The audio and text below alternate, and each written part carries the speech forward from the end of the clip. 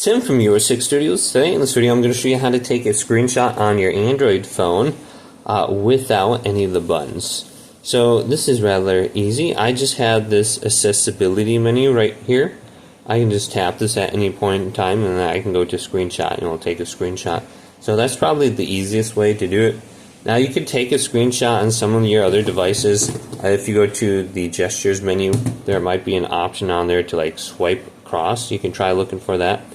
But I'm just going to show you with the accessibility menu. If we scroll on down on our Android phone, and I'm using a Google Pixel, we can go to accessibility menu right here, and then we can scroll on down, and we're looking for accessibility menu right here. We can just go ahead and just turn this on. So on your Samsung phone, it might be called something different. We can customize this button if we want, but when this button opens up, we can just tap it, go to the right, and we have the option for screenshot right here, and it'll take a screenshot just like that. Now you can look under for motions and gestures and stuff like that. There might be a way to take screenshots just with that. If you go to gestures, just type in gestures, or you could just try screenshots and see if there's another way on your phone to take a screenshot, and it should tell you how to do that.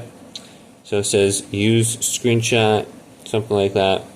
And it doesn't really look like I have any other way to do that. But just go ahead and check this out. Hopefully this video did indeed help you out.